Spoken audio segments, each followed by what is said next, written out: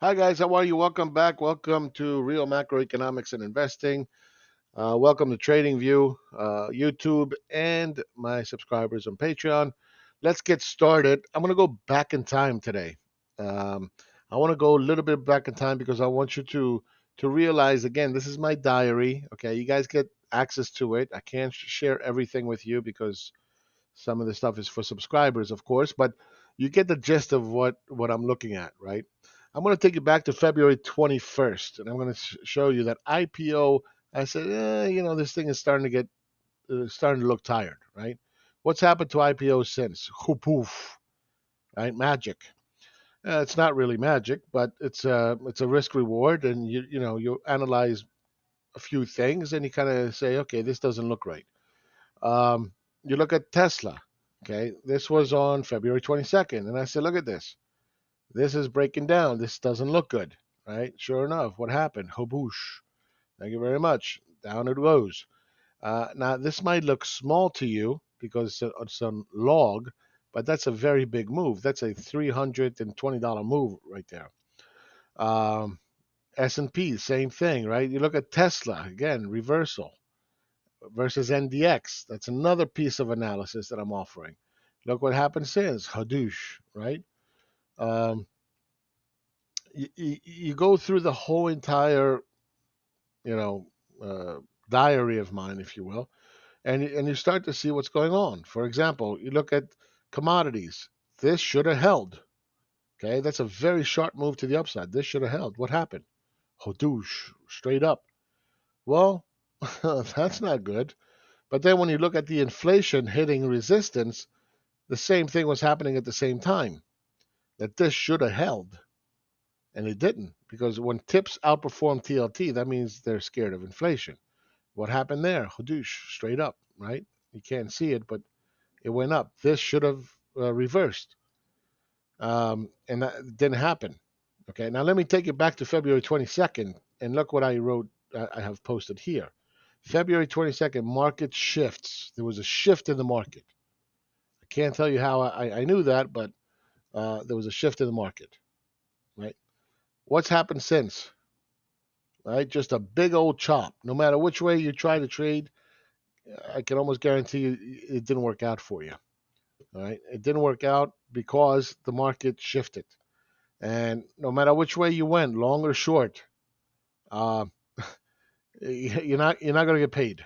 And if you do, it's going to be very short lived. And if you're not fast, you're going to get spanked. And I said this, I think it was on March something. Oh, by the way, what's driving fear? Well, this one I overlaid inflation, okay, tips with TLT and commodities. So what's driving inflation? Well, of course, it's commodities, right? Money flows going into commodities. You're going to hear, oh, it's a supply chain. It's a supply chain. Yes, supply chain, my colo. It's not the supply chain. Does it have an effect? Sure, it has an effect. Of course. But that's the cover story. That's the cute story. The bottom line is there's money flowing into commodities. Commodities are soaring, and then inflation is going to soar along with it. Okay? And that's this one. And that was posted back on March 16th. And since then, all you hear about now, inflation, supply chains. Yeah, okay. Um, okay. So what's wrong with NDX QQQ right now? Okay. So remember, February 22nd is when I posted it right in here. Right when it started to come down, I said, look, the market is not doing well. And I posted it right here. Just because you can trade doesn't mean you should right now. I suspect your trades are not panning out right now. Don't worry, it's not just you. It's not. It's not just you. It's this. It's the market. It's not doing what it's supposed to. And I posted this head and shoulders back on March 3rd. I said, look, it's a head and shoulders. And then what happened? Well, it went up. Okay, so what did it went up? So what did it went up? Look, it's a head test, right? It's a head test. So you had the head and shoulders, right? It didn't follow through. Fair enough. Came back, tested the head and failed. So now what do you have? Well, now you have a double top, right? You got a double top going now.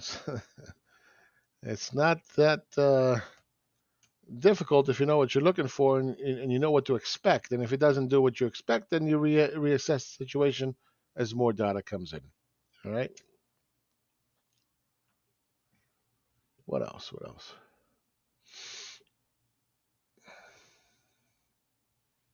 This one. What performs better, right? Oh, what happened? Oh, whatever. Let's skip it. Let's go to review from last week. Okay. So the weekly review, and this is what I had posted for my subscribers. I said, look, Head and Shoulders, and look, the Head and Shoulders did not show up to the last minute. Okay. First of all, I got out of the market on out of cryptos, not the market, May 10th. Okay. And then I said, okay, look at this. Look at this. Hadush. You couldn't know that this was going to be a Head and Shoulders. So, what other analysis did I use? Well, there's another piece of analysis that I used right here, right? Nope, not this one. But anyway, let's look at this one. This one, I made a slight mistake on this one because I was front running a little bit. Here's the here's the call that it was made on April 9th. It was a mistake because the broader crypto market was fine. It was still rising. But the chart was so compelling that I couldn't resist. And I realized that afterwards. I'm like, I should have waited a little bit. Okay. So what happened? Well, it didn't drop at all. It popped and then it dropped and then it popped again. And then it formed the kiss of death Head and Shoulders. I'm sorry, double top. Okay. So this was a mistake. I should have looked at the broader market and been like, I'll wait till the broader market starts getting funky. Right. But it's okay. We learn from mistakes just like we do successes. You look at the Bitcoin, same thing, right?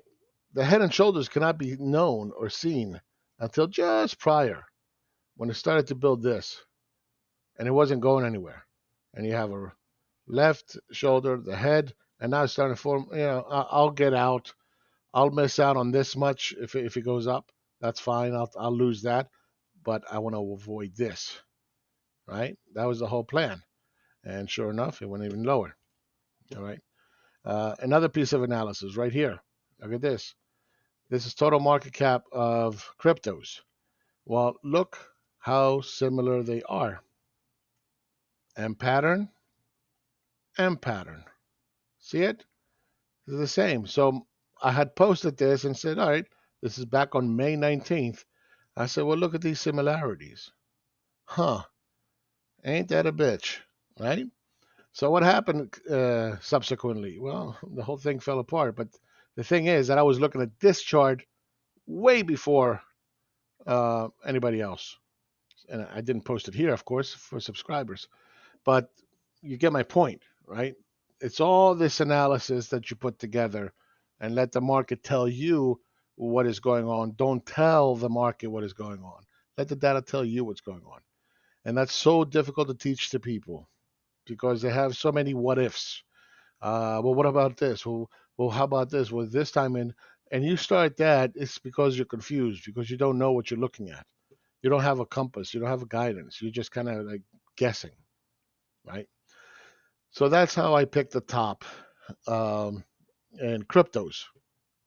All right. What else? Semiconductors. All right. It started to go sideways. It has a head and shoulder. I'm sorry. I keep saying head and shoulders. Here's a double top. Right. Came back down. Formed this structure right in here. Is there anything to do here? No, there's nothing. Can you possibly take a breakout here? Sure. You can possibly take a breakout here. But it's been going sideways. Since when? Oh, let's see when it topped out. Oh, magic. February 19th was the last high it had. And then it came down, then it came back up, tested it, and it came back down again. Magic, right? That February 22nd area time frame was magic. So now we have this forming, and you can't do anything until this builds some kind of structure here or up here, it doesn't matter, and it starts to break. Then you can start taking it to the downside. right? But as it stands right here, right now, there's nothing to do, right? Now remember, semiconductors were the only ones that were leading NDX, believe it or not, during this bull market. All right, and they're not performing, so that's interesting.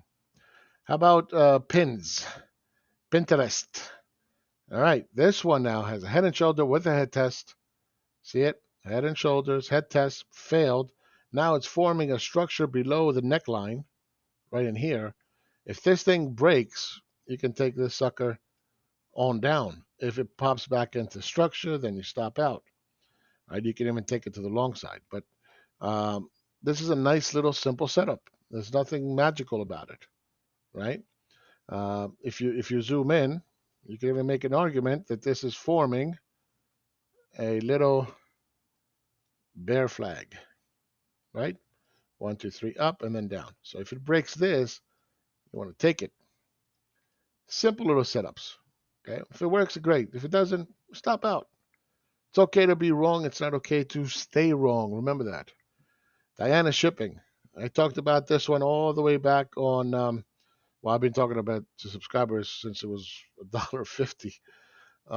But I was also talking about it when it was $4.50. But this was a great company to build a position in and trade around it and wait and wait. April 28th, I revealed it publicly and I said, look for this breakout. Okay. And look, since then, boom, nice, nice move. Don't let the dollar amount fool you. Okay. It doesn't mean anything. This is a solid company. It's a shipping company, and shipping is a bottleneck industry. You can't just order, 50 more ships by next week. Okay. So what happens is when commodity prices rise, then you're going to get a rise in shipping, transportation costs, and they're going to make more money. And then as they make more money, stock goes higher. It's that simple. Gold. I don't like to trade derivatives generally. Okay, so gold miners instead of gold, for example. But it doesn't mean they don't have great setups. Right? So you had the breakout here. Now you have this nice little setup that just broke out, and it's pretty solid. Okay, so now you look for the up move. It's simple. It's not a it's not a hard little trade. But again, remember, where's the market at? Right? Where's the market at? It's in a really funky kind of sideways move. There's a lot of deterioration in cryptos, IPO, meme stocks, small caps. There's a lot of deterioration in the market. There's a lot of damage being done. There's a lot of head and shoulders, double tops, that resistance. You know, it's funky looking. You look at gold to S&P priced in gold, right? Double top. What's happened? Boom, it's coming down. So gold rising, stocks falling indicates what? Fear, right? Indicates fear. So these are the things to pay attention to. I got how much left? 13 minutes, not bad, right? So these are the things you want to, learn how to read in the charts. Bare knuckle charting is amazing. If you learn how to do it right, no matter what your complement uh, that you normally do, this is a great complement to learn how to read just a plain, simple chart with price. As vanilla as you can get it, honestly. It's it makes your life a whole lot easier. You don't have to guess. You can take your great risk reward points at the key areas, and if it works, great. If it doesn't, oh well. You manage the trades. You know what you're doing.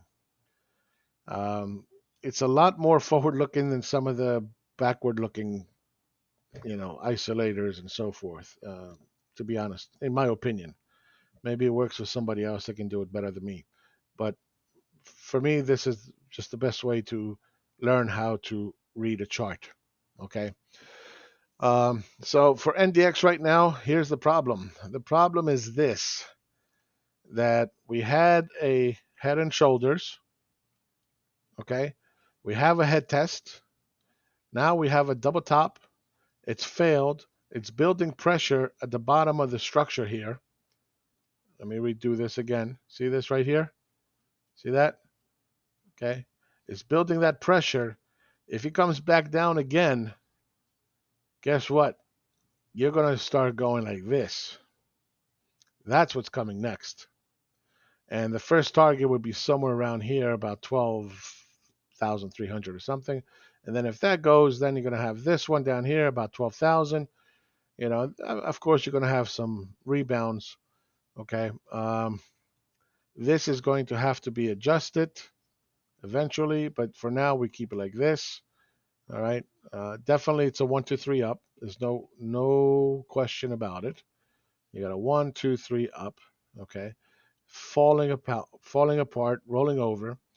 Will it continue up? Maybe, maybe. I don't know. We'll see. We'll let the data tell us what's going on.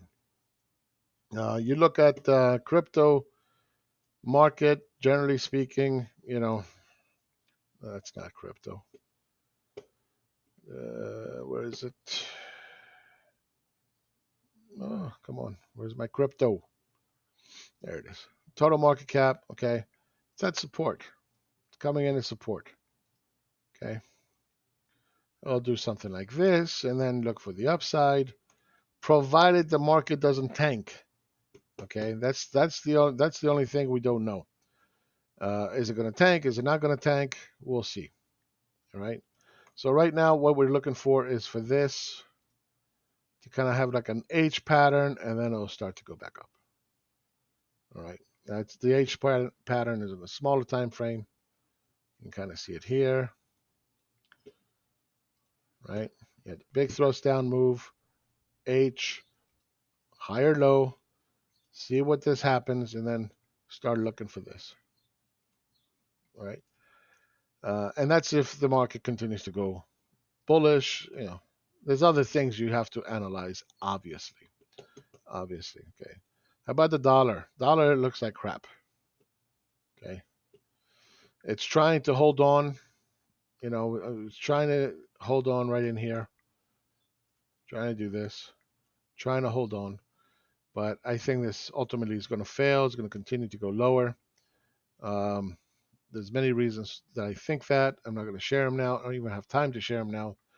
What else? So Forex for now is it's a little funky, but what else? What else do I want to talk about? That's about it. Anyway, thank you for your support, guys. Really, really, really appreciative. We're up to 582.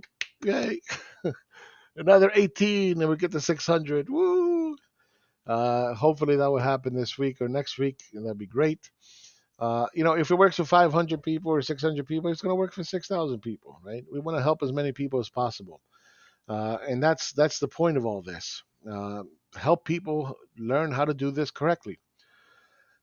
At least it's my contribution to TradingView from my perspective and as to how I do things. And there's so many different ways to do things, and so many smart people and great ideas. And if it works for them, great.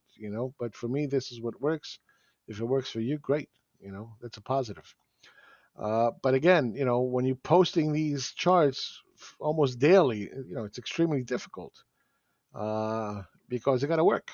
And if you go through my diary, you'll see that my hit record is pretty good. Pretty good. It's not always pretty good, but it's pretty good.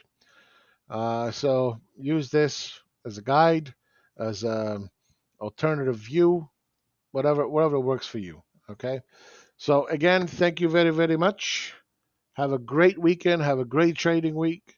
Summer is coming. We're gonna have some fun. Go to the beach, and I can't wait. All right. Take care. Have a great night. Bye bye.